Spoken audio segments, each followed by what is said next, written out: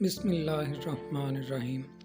मुमताज़ बीबी और आमिर खान अपने बच्चों शबीर, मुबीन और एक बेटी सादिया के साथ 2 कमरों पर मुश्तमिल एक छोटे से घर में हंसी खुशी ज़िंदगी बसर कर रहे थे। एक छोटे से गांव में अगर कुछ ना था तो बहुत सारे रिश्ते थे जो कि कई मादी अशिया से बढ़कर होते हैं। मुमताज़ बीबी और आमिर खान का बड़ा बेटा शबीर शहर में नौकरी करता था, जबकि छोटा बेटा मुबीन गांव की ही एक गाड़ी का कंडक्टर था और बेटी सादिया 7वीं जमात की तालबा थी। मुमताज़ बीबी की एक बहन का घर भी उनके घर के करीब था और भाई भी उनके घर के पास ही रहते थे। बहन से तो उनके ताल्लुकात अच्छे थे, मगर भाई उनके कुछ नाराज़ ही रहते थे। ज़िंदगी यूं ही गुजर रही थी कि मुमताज़ बीबी कुछ बीमार रहने लगी। यूं वो दिन ब दिन कमज़ोर हो रही थी। कभी सर में कभी पेट में दर्द रहने लगा।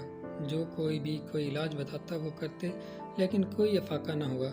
सादिया बेचारी भी परेशान रहने लगी। अभी माँ की परेशानी भी ख़त्म ना हुई कि एक आफत उन पर टूट पड़ी। सादिया का छोटा भाई मुबीन गाड़ी से गिर गया। उसे फौरी तौर पर अस्पताल ले जाया गया। अस्पताल के सारे अखराजात गांव के चौधरी, जिनकी गाड़ी पर मुबीन काम करता था, उन्होंने उठाए। मुबीन 3 दिन अस्पताल में बेहोश रहने के बाद रोती हलकती माँ और बहन को छोड़कर हमेशा के लिए चला गया। पहले बीमारी और फिर जिगर गोशे की जुदाई ने मुमताज़ बीबी को हिलाकर रख दिया और वो चारपाई से लग गई। आमिर खान की हालत भी कुछ ऐसी ही थी, उसकी जैसे कमर ही टूट गई थी। मुमताज़ बीबी अपने दुखों का बोझ ज़्यादा देर ना बर्दाश्त कर सकी और इस जहान फ़ानी से कूच कर गई। आमिर खान और सादिया के भाई का तो जैसे सब कुछ उजड़ गया। आमिर खान को चुप की मुहर लग गई थी। वक्त का पहिया चलता रहा और रमज़ान का महीना आ गया। पहले तो सादिया आस पड़ोस से खाना वगैरह बनवा लाती, लेकिन अब थोड़ा मसला हो गया। वो अगर इतनी छोटी नहीं तो इतनी बड़ी भी नहीं थी कि घर की जिम्मेदारियां उठा सकती। आमिर खान अंदर ही अंदर बीवी और बेटे के गम में घुल रहा था। सो अभी मुमताज़ बीबी का चहलम ही गुजरा था कि आमिर खान भी सफ़र आखिरत पर रवाना हो गया। सादिया और शबीर इस दुनिया में अकेले रह गए। अब सादिया की खाला, जो कि उनके घर के पास रहती थी, उन्होंने फैसला किया शबीर की शादी कर दी जाए। भाभी के आ जाने से सादिया भी बहल जाएगी और शबीर को सहारा मिल जाएगा। इस मकसद के लिए उन्होंने लड़की की तलाश शुरू कर दी।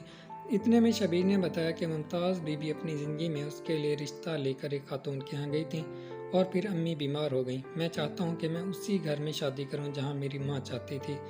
फिर वो लोग रिश्ता लेकर उनके यहाँ गए और उन्होंने हाँ कर दी। शादी की तैयारियाँ शुरू हो गईं और जल्द ही शादी हो गई। शबीर की बीवी आयशा के आने से घर में रौनक आ गई। भाभी के आ जाने से सादिया भी बहुत खुश थी और शबीर भी थोड़ा मुतमिन हो गया था।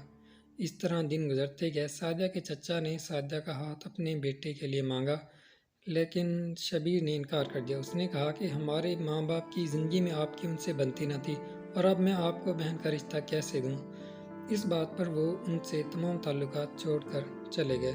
जब दुख और नाकामियाँ इंसान की ज़िंदगी में दखल अंदाज होती हैं तो अपने भी पराए हो जाते हैं। सादिया और शबीर की खाला, जो कि माँ के बाद उनका सहारा थी, उनको कोई जानलेवा बीमारी ने आ पकड़ा और वो कुछ दिन शहर के बड़े अस्पताल में रहने के बाद इस जहान फ़ानी से कूच कर गईं। सादिया और शबीर के लिए एक नया दुख आन पड़ा। इंसान भी क्या सोचता है और क्या हो जाता है। खाला के जाने के बाद उनका दुख फिर से ताज़ा हो गया। वो सदमे से निढाल हो गए। वक्त सबसे बड़ा मरहम है जो बड़े से बड़े जख्म को भी आहिस्ता आहिस्ता भर देता है।